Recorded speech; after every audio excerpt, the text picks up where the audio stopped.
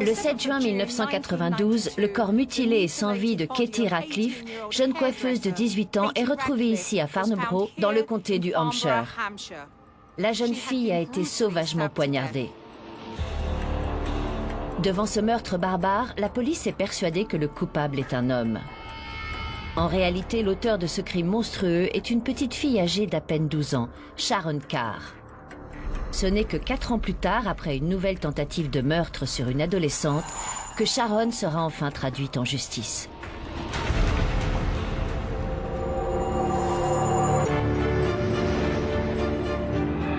Je travaille avec des enfants depuis plus de 25 ans et au cours de ma carrière, j'ai pénétré dans l'intimité de centaines de familles. Je connais bien la psychologie des adolescents, leur comportement et les difficultés qu'ils posent à leurs parents. Et pour moi, les mots monstre et enfant ne devraient jamais être associés. Alors comment une personne aussi jeune peut-elle commettre un acte aussi monstrueux? Dans l'affaire d'aujourd'hui, qu'est-ce qui a poussé cette petite fille de 12 ans à commettre ce crime sadique?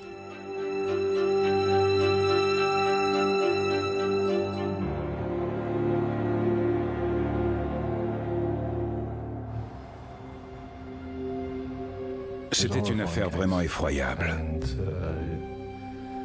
principalement à cause des passages du journal intime de Sharon qui ont été dévoilés. Elle y exprimait de manière détaillée le plaisir qu'elle avait ressenti en tuant sa victime, tout en glorifiant son acte. En mars 1997, Sharon Carr est condamnée à 14 ans de réclusion pour le meurtre de Katie Radcliffe. C'est la plus jeune meurtrière de toute l'histoire du Royaume-Uni. Passing sentence, Mr. Justice Scott Baker told Carr, "It is clear that killing, in your words, turns you on. You are a very dangerous young woman." As Sharon Carr left the dock, she was smiling. She may spend the rest of her life behind bars. Paul Cheston, chroniqueur judiciaire à l'Evening Standard dans les années 90, a suivi l'affaire. Quand avez-vous entendu parler de Sharon Carr? Je travaillais à Londres à l'époque. Et j'ai entendu parler du meurtre de Katie Radcliffe.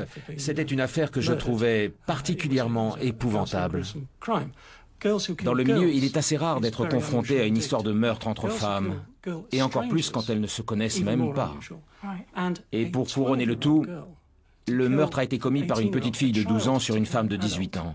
Une enfant qui tue une adulte qu'elle ne connaît absolument pas, c'est une affaire unique en son genre. La plupart des filles de 12 ans écoutent de la musique et sortent avec leurs amis. Mais en 1992, la vie de Sharon Carr était bien différente de celle des autres petites filles. Elle consommait de la drogue et avait un comportement violent.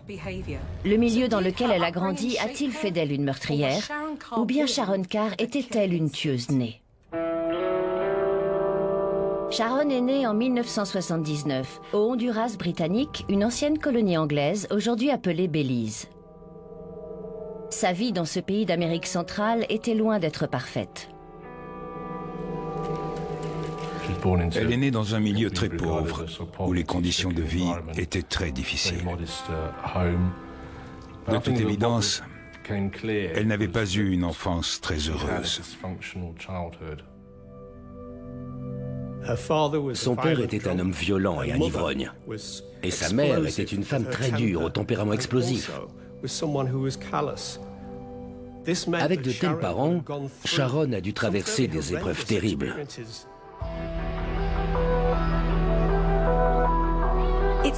Dans la logique des choses, quand on est enfant, on doit être soutenu, aimé, guidé, protégé par sa famille, son entourage. Elle n'a rien eu de tout ça. Non, rien du tout. Au lieu de ça, elle a connu le chaos et la rébellion. Cette petite fille ne vivait pas, elle survivait. La mère de Sharon a rencontré un Anglais et la famille a quitté le Belize pour venir s'installer en Angleterre, à Camberley, dans le comté de Surrey.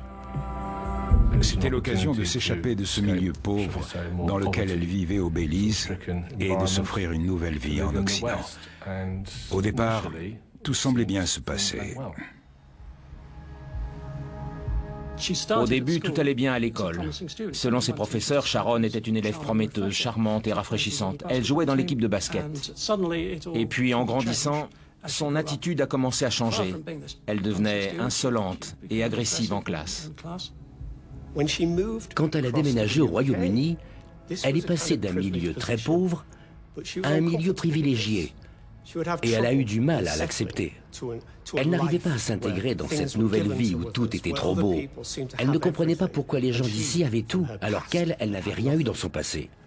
Ce sentiment d'infériorité au fond d'elle allait donner naissance à un profond ressentiment. Sharon Carr commence à fumer du cannabis très jeune et traîne dans son quartier de Old Dean. On sait que Sharon consommait du cannabis. Quelles répercussions cela peut-il avoir sur un cerveau en pleine croissance? Eh bien, on sait que la consommation de cannabis à un jeune âge peut augmenter les chances de développer de futurs troubles psychotiques. On est encore en train d'en découvrir plus à ce sujet, mais il est certain que ça a joué dans l'apparition de sa schizophrénie. Sharon a commencé à fumer du cannabis alors qu'elle était très jeune, à seulement 11 ans. À partir de ce moment-là, elle était entrée dans un monde interdit où se mélangeaient drogue, violence et crime. Elle avait très peu de contrôle sur sa vie durant son enfance et cette prise de drogue était justement un moyen pour elle de récupérer un peu de contrôle. La consommation de drogue est souvent une échappatoire face à ce genre de problème. C'est un moyen pour elle d'intérioriser ses souffrances et elle finit par se replier sur elle-même. La mère de Sharon se sépare de son mari. D'après des témoignages, c'était une femme au tempérament explosif.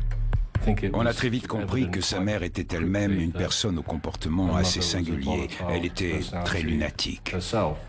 En grandissant avec ce genre de figure parentale, Sharon Carr a probablement vu des choses très perturbantes qui ont inconsciemment façonné sa personnalité. Après avoir appris que son mari voulait divorcer, la mère de Sharon a réagi très violemment. Son ex-mari nous a raconté la scène. Il a fini par aller voir la mère de Sharon pour lui annoncer qu'il voulait mettre un terme à leur mariage et elle lui a jeté de l'huile bouillante au visage. Il a ressenti une douleur atroce. Le beau-père nous a ensuite dit que le plus terrifiant dans cette histoire n'était pas la réaction de son ex-femme, mais celle de Sharon, qui avait fait preuve d'un calme déconcertant. Elle était restée de marbre devant ce qu'elle venait de voir. Elle était témoin de ces scènes de violence et ça n'avait pas l'air de la perturber. Quand on grandit en assistant à ce genre de scène, on finit par ne plus distinguer ce qui est bien ou mal, comme une personne normale le ferait. Sharon était complètement désensibilisée à la violence. Exactement. Elle n'était pas effrayée ni dégoûtée, et elle n'éprouvait pas le besoin de fuir devant cette violence. Ça devenait même quelque chose qu'elle s'attendait à voir. C'était normal pour elle. Oui, tout à fait. C'était normal.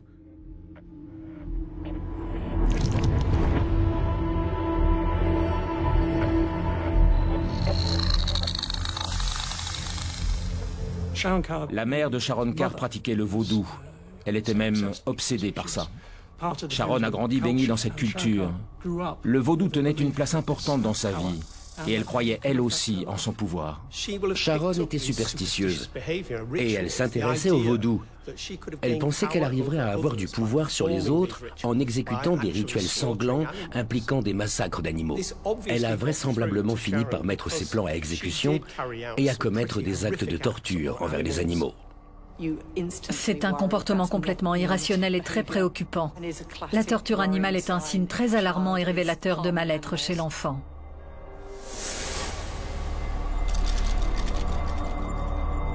Certains animaux du quartier disparaissaient. Celui des voisins a été retrouvé décapité. On n'a jamais pu prouver que Sharon était la coupable, mais tout laisse à croire que c'était bien elle. Les gens avaient peur d'elle, comme si elle leur avait jeté un sort. Je ne parle pas de vaudou en l'occurrence, mais elle dégageait une aura malfaisante et les habitants n'osaient pas s'approcher d'elle. De toute évidence, elle a grandi dans la violence, ou plutôt dans un environnement où la violence était la norme, voire presque un plaisir. Et au final, elle aussi se complaisait dans cette violence. Sharon n'était qu'une enfant et pourtant ses voisins la craignaient. Sa situation familiale fait qu'elle n'avait pas les mêmes règles que les autres enfants de son âge. Elle pouvait traîner dans la rue librement. Elle était très intimidante et les gens avaient peur d'elle. Elle avait une sacrée réputation. Quand je pense aux enfants comme elle, ces enfants qui n'ont jamais reçu l'éducation appropriée, ni l'amour ou le soutien de leurs parents, ces enfants auxquels on n'a jamais imposé de barrières, ce que je vois en réalité, ce sont des enfants qui ont perdu toute leur innocence. C'est exactement ce que je vois quand on évoque Sharon Carr. Elle a dû s'adapter à son environnement. Elle n'a pas connu tous ces moments par lesquels les enfants passent normalement. Les enfants doivent grandir en sachant que leurs parents sont là pour eux, pour les prendre dans leurs bras ou les réconforter quand ils ne vont pas bien. Elle n'a jamais connu ce sentiment-là. Je pense que Sharon a compris très jeune qu'elle ne pouvait compter sur personne et qu'elle allait devoir se débrouiller toute seule pour survivre. Je pense que le vaudou lui a donné une sorte de sentiment d'invincibilité. Ça l'a fait basculer. On sait qu'elle emportait des armes dans son sac quand elle allait à l'école et qu'elle était respectée dans sa cité, qui était une cité particulièrement difficile. En juin 1992, à l'âge de 12 ans, Sharon a décidé de passer des animaux aux hommes. Sa victime était une jeune coiffeuse de 18 ans, Katie Ratcliffe. C'était un meurtre d'une férocité et d'une violence extrême. Ça allait bien au-delà de l'envie de tuer. Sharon voulait faire souffrir sa victime. Elle voulait la détruire.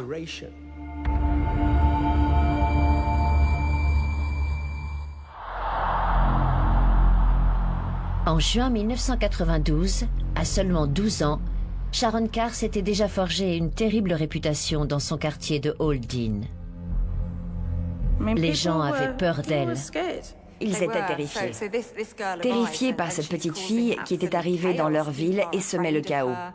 Elle arrive dans cet environnement qui est complètement nouveau pour elle et elle se rend compte que son comportement n'est pas vraiment approprié. Mais elle ne cherche pas à changer. Il est trop tard, c'est profondément ancré en elle. Dans la ville de Horley, à quelques kilomètres de là, une jeune coiffeuse de 18 ans, Katie Ratcliffe, est au début d'une carrière prometteuse. Que savez-vous de Katie? Katie était l'antithèse de Sharon Carr. Elle avait beaucoup d'amis et c'était une fille pleine de joie de vivre.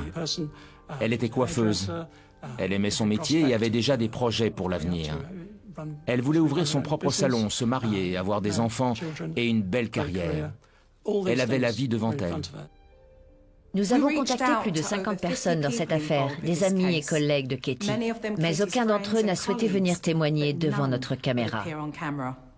25 ans plus tard, ils sont encore trop bouleversés pour venir parler de son meurtre. Sharon Carr a profondément traumatisé les habitants de Kimberley et son quartier en particulier. Ceux qui la connaissaient à l'époque la voient encore comme cette jeune adolescente de 12 ans, dangereuse et incontrôlable. Même si elle est aujourd'hui enfermée, avec très peu de chances de sortir un jour. Ils ont gardé cette image d'elle et sont encore aujourd'hui hantés par le souvenir de toutes les atrocités qu'elle a pu commettre. L'affaire Sharon Carr est vraiment effroyable à tout point de vue. C'est aussi pour ça que personne ne voulait en parler. Absolument personne. C'est incroyable, n'est-ce pas, de constater qu'après tant d'années, la peur est toujours aussi présente parmi les habitants. Cette jeune fille a réussi à terroriser toute une ville et traumatiser toutes les personnes qui l'entouraient.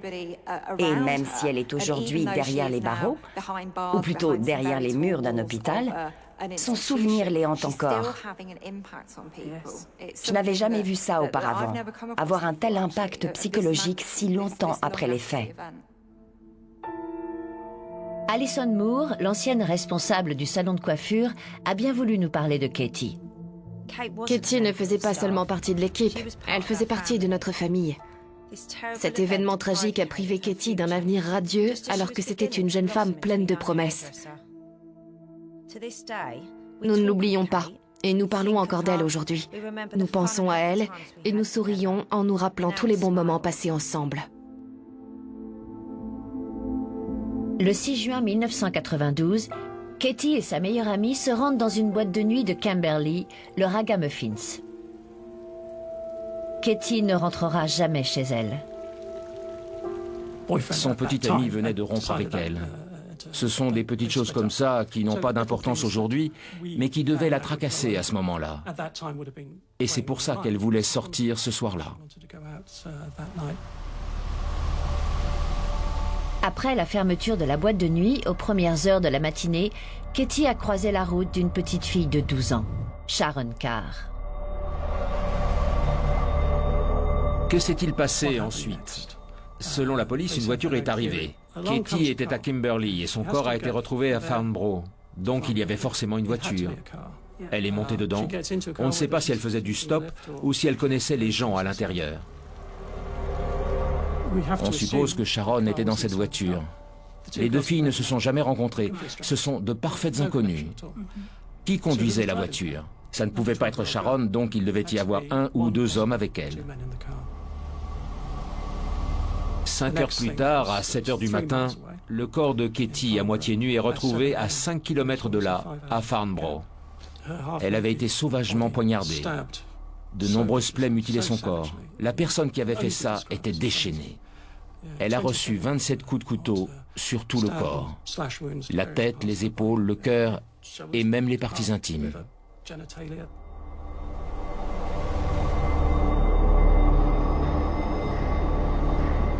Sur l'échelle de la barbarie, on était presque au même niveau que les meurtres de Jacques l'Éventreur. Nous étions face au corps d'une jeune femme dont les parties génitales avaient été mutilées. Selon le médecin légiste, certaines blessures lui ont été infligées alors qu'elle était déjà morte. Personne ne peut imaginer ce que cette jeune femme a dû ressentir quand elle s'est fait attaquer, ni combien de temps son supplice a duré. Ses parents étaient évidemment complètement anéantis. L'enquête s'est rapidement orientée vers la boîte de nuit où Katie avait passé la soirée juste avant le meurtre. C'est la police du Hampshire qui a pris en charge cette affaire. Ils ont mené une enquête très minutieuse. Pourtant, rien ne laissait suggérer qu'une fille avait pu commettre ce meurtre atroce. Il était impossible d'associer cet acte à celui d'une femme, et encore moins d'une jeune fille de 12 ans. C'était tout simplement inimaginable. Une fille de 12 ans qui tue une femme de 19 ans. Une enfant qui tue une adulte. Difficile d'y croire, car pour nous, les enfants sont des êtres innocents qui ont besoin de notre amour, notre attention et notre protection. Une affaire comme celle de Sharon Carr va complètement à l'opposé de cette image que nous avons. L'enfant n'est plus la victime, mais le bourreau de l'histoire. La police fait appel à des experts en psychologie criminelle pour les aider à identifier le tueur de Katie. En vain. Pour les policiers en charge de l'enquête, la mort de Katie était un vrai mystère. Mais pour eux, une chose était presque certaine. Au vu de la brutalité et du caractère sexuel du meurtre, ça ne pouvait être que l'œuvre d'un homme. Probablement un homme d'une trentaine d'années. Dans tous les cas, c'était forcément quelqu'un qui avait assez de force pour traîner le corps de Katie jusqu'à l'endroit où il a été retrouvé. Comme dirait Sherlock Holmes, lorsque vous avez éliminé l'impossible, ce qui reste, si improbable soit-il, est nécessairement la vérité. Je ne pense pas que la police ait fait une erreur à l'époque en pensant que ce meurtre était l'œuvre d'un homme, notamment au vu du caractère sexuel de l'attaque.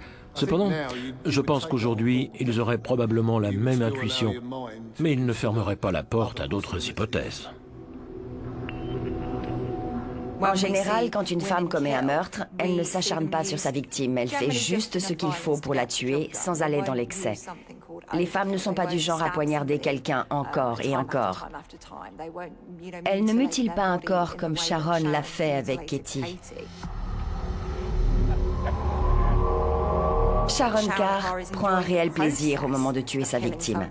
Mutiler un corps et ôter la vie de quelqu'un lui offre une certaine satisfaction, parce que c'est un moment, et c'est peut-être le seul moment de sa vie, où elle a le contrôle de la situation. Et c'est ce qu'elle recherche. Sharon Carr éprouve une réelle excitation au moment de tuer. Son journal intime, découvert plus tard, atteste du sentiment d'euphorie que cet acte lui avait procuré.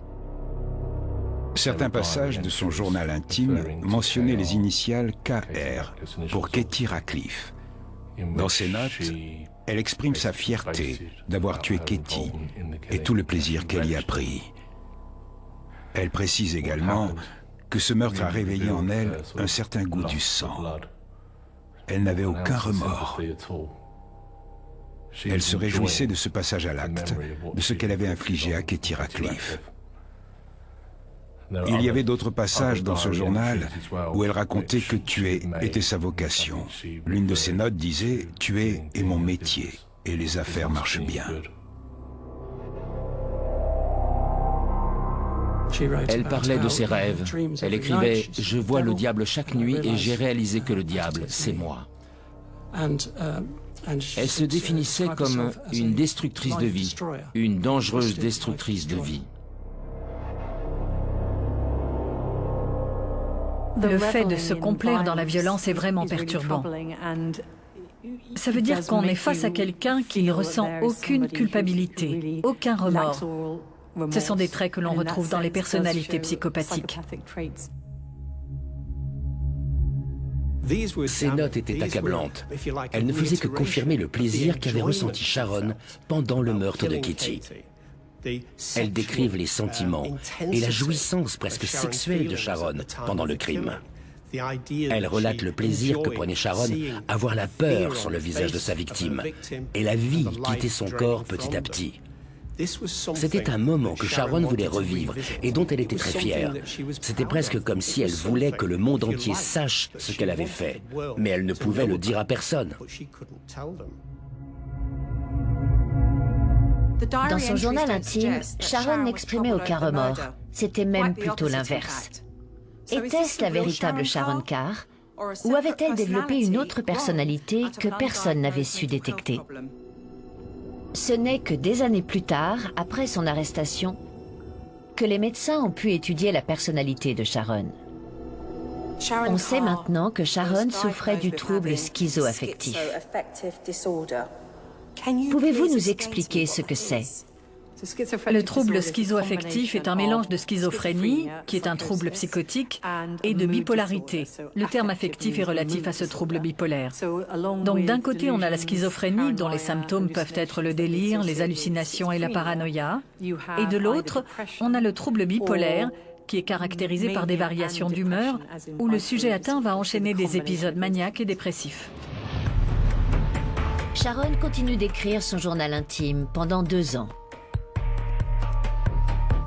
Voyant que la police n'arrivait pas à élucider le meurtre de Katie, Sharon se sentait de plus en plus forte. Elle s'est mise à croire qu'elle ne serait jamais arrêtée, qu'elle était à l'abri de la justice. Elle avait commis un meurtre et s'en était sortie. L'idée de recommencer était donc très tentante. C'était plus fort qu'elle. Il fallait qu'elle retrouve ce sentiment de contrôle et de puissance qu'elle n'avait ressenti qu'en tuant Katie. Il fallait qu'elle tue à nouveau.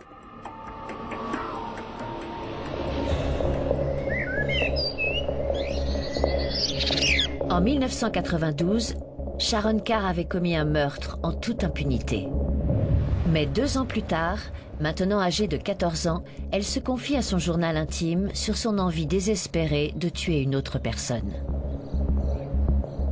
Son journal est un moyen de revivre son meurtre, de le commémorer. Ça lui permet de revenir dans le temps et de se souvenir de ce moment où elle s'est sentie toute puissante. Elle veut préserver ce souvenir et garder ce moment dans sa mémoire pour toujours. C'est pour ça qu'elle raconte en détail les moments les plus sordides du meurtre. Elle veut retrouver ce plaisir et cette euphorie.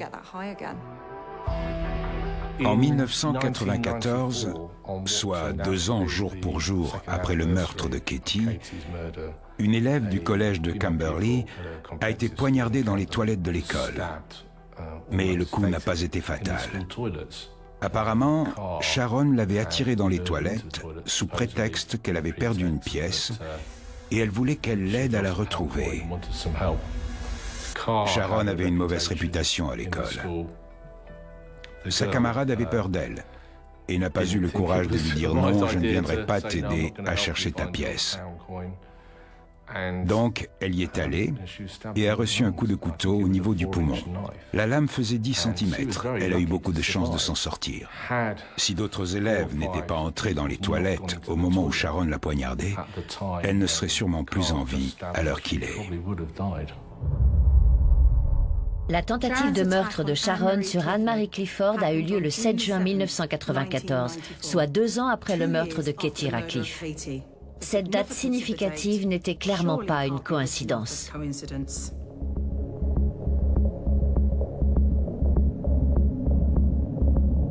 Ça s'est passé exactement 2 ans après la mort de Katie. On peut voir ça comme une sorte de rituel commémoratif. Comme un anniversaire? Oui, ça se pourrait. Derrière cette date, il y a l'idée de recréer le meurtre, de le revivre, comme pour commémorer la date fatidique du jour où elle a commis cet acte atroce. Mais cette fois-ci, Sharon ne peut pas s'échapper. Elle a été prise en flagrant délit. Le journaliste Stephen Wright a rencontré Anne-Marie Clifford en mars 1997 pour parler de cette attaque qui aurait pu lui coûter la vie. Elle se souvenait très bien de ce moment. Elle avait levé la tête et avait vu Sharon devant elle, qui tenait un couteau et le faisait passer d'une main à l'autre. Et elle souriait. C'est une vision qui fait froid dans le dos. Voir quelqu'un sur le point de commettre un meurtre en train de sourire, savourant la peur qui s'affiche sur le visage de sa victime. Elle l'a attiré dans les toilettes dans le but de lui faire du mal. Elle se délectait de chaque minute. Je pense qu'elle cherchait vraiment à retrouver l'exaltation et le sentiment de puissance qu'elle avait ressenti lors du meurtre de Katie. Cette tentative de meurtre aurait très bien pu aboutir. Si ces 5 autres élèves n'étaient pas entrés dans les toilettes au bon moment, il n'est pas difficile d'imaginer que l'issue aurait été bien plus tragique. Sharon a été condamnée à 2 ans d'emprisonnement dans l'établissement pénitentiaire pour mineurs de Bullwood Hall pour coups et blessures volontaires sur la personne d'Anne-Marie Clifford, âgée de 13 ans. Cet événement a évidemment profondément traumatisé Annie. Elle faisait des cauchemars et avait du mal à dormir. Son père a dû dormir avec elle pendant un certain temps. Elle avait une famille très aimante qui l'a accompagnée dans cette épreuve. Je pense qu'elle avait surtout peur que Sharon arrive à s'échapper de son centre de détention et vienne à nouveau s'en prendre à elle. Et elle savait très bien de quoi était capable Sharon.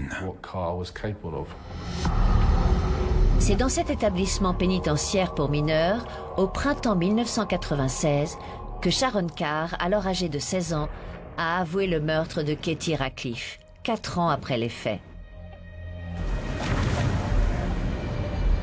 Elle a été placée dans cet établissement pénitentiaire de Bullwood Hall, dans le comté d'Essex. C'est là qu'elle a avoué avoir tué Katie Radcliffe. Elle s'en vantait auprès des gardiens et des autres détenus. Elle était fière de ce qu'elle avait fait et elle pensait que ça la rendait supérieure aux autres. La police a repris l'affaire. Ils ont discuté avec les experts médicaux pour déterminer le meilleur moyen d'aborder le sujet avec elle et d'obtenir des preuves tangibles. Ils ont donc procédé à un interrogatoire qui a duré très longtemps et au cours duquel Sharon s'est confiée sans détour en leur racontant tout ce qu'elle avait fait. Elle a également évoqué des choses que personne d'autre à part elle ne pouvait savoir car la police n'avait pas tout dévoilé.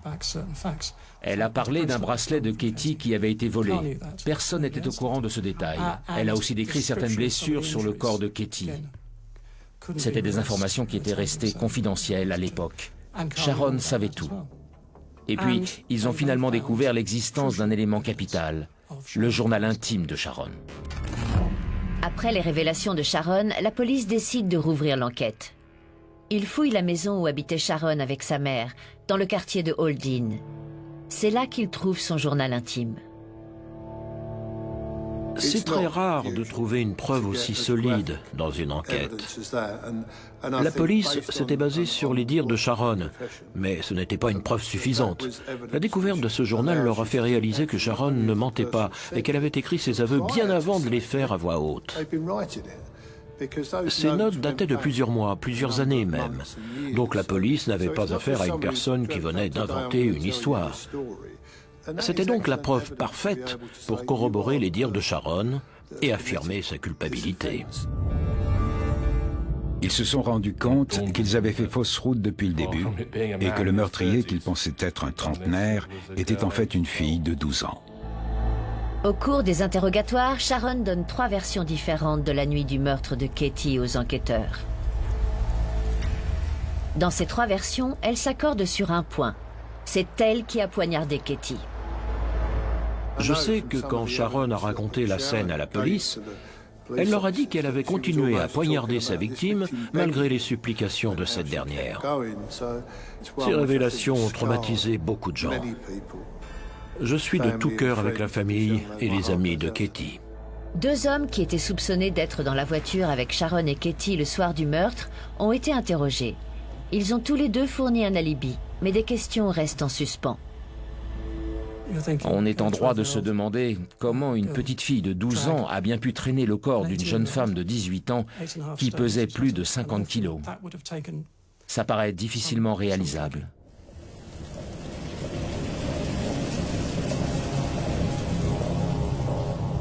En ce qui concerne cette partie assez floue de l'enquête sur les 2 hommes impliqués, je pense personnellement que la police sait ce qui s'est passé. Le problème, c'est qu'elle n'avait pas de preuves concrètes à présenter devant le tribunal. En tout cas, pas de preuves irréfutables pour prouver que des hommes étaient bien là. C'est ce que je pense, en tout cas. C'est un sentiment très frustrant quand on fait une enquête.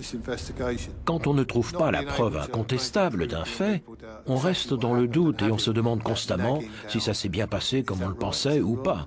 C'est un aspect de l'enquête qui m'a toujours frustré. En mai 1996, après 27 heures d'interrogatoire, Sharon Carr est finalement inculpée pour le meurtre de Katie Radcliffe. Quelques semaines plus tard, le 7 juin, on pouvait lire dans son journal intime, en hommage à Katie Radcliffe, 4 ans aujourd'hui.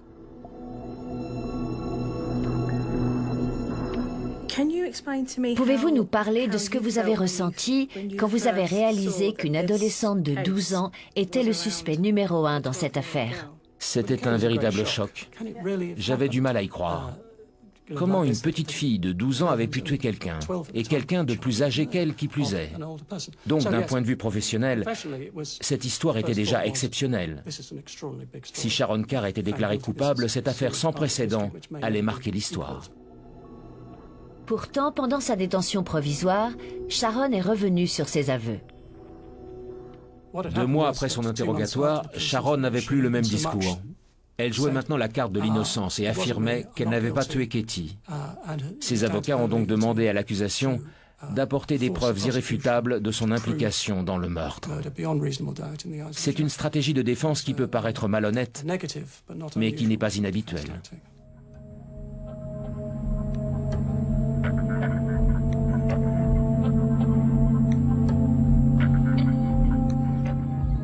Au mois de mars 1997, Sharon Carr, âgée de 17 ans, comparaît devant la cour d'assises pour le meurtre de Katie Radcliffe. Elle est accusée d'avoir sauvagement tué la jeune coiffeuse en juin 1992, à l'âge de 12 ans. Le jury doit maintenant déterminer si Sharon est coupable d'homicide volontaire ou involontaire. Le procès s'est déroulé à la cour d'assises de Winchester. J'étais présent dès son ouverture. Je me souviens m'être dit, nous sommes au début d'un procès historique. Si Sharon Carr est déclarée coupable, Elle deviendra la plus jeune tueuse de l'histoire du Royaume-Uni. Vous vous souvenez de la première fois où vous avez vu Sharon Carr? Bien sûr, comme si c'était hier. Je me souviens très bien du moment où elle est entrée dans la salle d'audience. Elle était petite, trapue, avec des cheveux courts. Elle faisait très garçon manqué. Elle portait un col roulé blanc et arborait une croix dorée autour du cou. On aurait dit qu'elle se rendait à la messe ou à sa première communion. Je ne sais pas vraiment si elle a fait ça pour attendrir les jurés, pour leur dire « Regardez, je suis douce comme un agneau ». En tout cas, si c'était son plan, il n'a pas marché. Au cours des 4 semaines de procès, le jury a entendu les aveux de Sharon, oraux et écrits. Et même si les preuves scientifiques manquaient, Sharon mentionnait certains détails que seul le meurtrier pouvait connaître. Dans le déroulement du procès, on retrouvait petit à petit la Sharon Carr des interrogatoires, c'est-à-dire une fille froide et qui n'éprouvait pas le moindre remords. Les émotions qu'elle avait montrées au début du procès étaient plutôt en rapport avec sa propre situation, car elle avait conscience qu'elle risquait gros. Mais elle n'a jamais éprouvé de regret ni de compassion envers Katie et sa famille. Le destin de Sharon est maintenant entre les mains des jurés. Ce procès unique en son genre a dû être très particulier. Il devait régner une atmosphère très pesante dans la salle, presque irrespirable. Le vrai tournant a été quand on a présenté le journal intime au jury, qui n'en connaissait pas l'existence jusque-là. C'était un moment clé du procès, car c'est là que les jurés ont pris conscience de la vraie nature de Sharon. Quand ils ont lu les passages du journal où elle racontait les détails sordides de son acte, il y a eu un haut-le-cœur général. Ils ne s'y attendaient vraiment pas. Et quand ils ont réalisé que tout ça avait été écrit par une adolescente de 12 ans, ça n'a fait qu'accentuer leur indignation. Ils avaient presque le souffle coupé devant tant d'atrocités. Malgré les preuves qui incriminaient Sharon, je me demandais si les jurés allaient réussir à se faire à l'idée que la jeune fille qu'ils voyaient devant eux avait réellement pu commettre ce crime atroce. C'était une affaire particulièrement difficile pour le jury. Une fille de 12 ans avait-elle vraiment pu mutiler et poignarder à 29 reprises cette jeune femme? Aussi choqué et horrifié qu'il a pu l'être, le jury a dû rendre son verdict. Les preuves contre Sharon étaient trop accablantes. La décision du jury a été unanime. Quand ils ont prononcé le mot coupable, on a pu voir le soulagement sur les visages d'Hélène et Joe Ratcliffe, les parents de Katie. Comme si un énorme poids venait de quitter leurs épaules. Puis ils ont pleuré, ce qui est complètement normal. Les parents dans cette situation ne souhaitent qu'une seule chose, que justice soit faite pour leur enfant. Ils veulent que la personne qui a tué leur enfant soit condamnée et reconnue coupable de meurtre, et rien d'autre. Le jury a jugé que Sharon Carr avait commis cet acte intentionnellement. Elle a été reconnue coupable d'homicide volontaire. Sharon a été condamnée à 14 ans de réclusion, mais le juge Scott Baker a soutenu qu'elle devrait être incarcérée à perpétuité. Elle appartient à cette catégorie de meurtriers psychopathes extrêmement dangereux qui sont et seront toujours un danger pour les autres. Peu importe l'âge auquel elle sortira de prison. Sharon Carr peut-elle se réinsérer dans la société? Pour être franc, je pense que ce sera difficile. Je n'ai aucun exemple de réinsertion réussie pour un cas aussi grave que le sien. Parmi tous ceux que j'ai pu rencontrer, il est très peu probable qu'elle y arrive. Si jamais Sharon était libérée, le risque de récidive serait d'autant plus grand qu'elle serait relâchée dans la société et l'environnement qui ont indirectement fait d'elle une meurtrière. Exactement. C'est malheureusement la triste réalité. Et ce qui est encore plus terrible, c'est de penser à ce qui aurait pu être fait pour aider cette petite quand elle avait 11, 12, 13 ou 14 ans. La question qu'il faut se poser, et qu'il aurait fallu se poser à l'époque dans l'affaire Sharon Carr, c'est pourquoi les services sociaux n'ont pas aidé cette petite fille qui était en détresse. Cette jeune fille qui a grandi dans un environnement rempli de violence, de mauvais traitements et d'agressivité. Et il n'y avait aucun espoir pour elle? Non, je ne pense pas. Tout était fait pour que cette jeune fille tourne mal. S'il y avait une recette pour faire de quelqu'un un meurtrier, je pense que tous les ingrédients étaient réunis pour Sharon Carr et que le mélange a parfaitement pris. C'est vraiment terrible.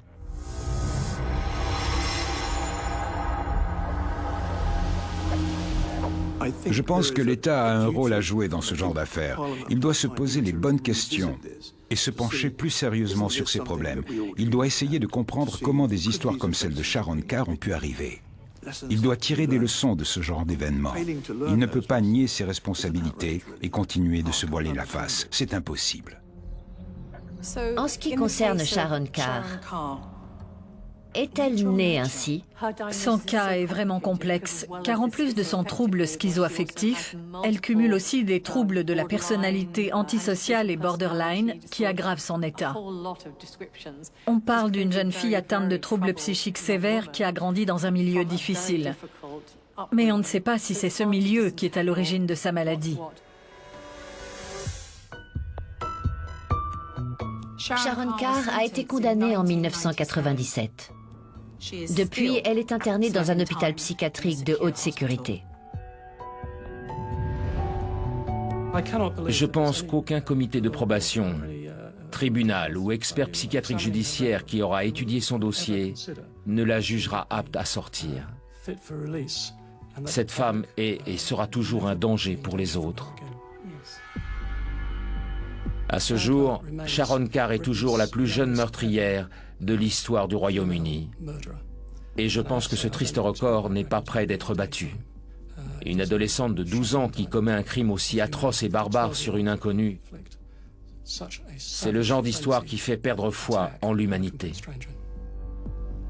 Elle souffrait peut-être de troubles psychiatriques, mais cette fille était le mal incarné. C'est pour ça qu'il faut la garder à l'écart de la société.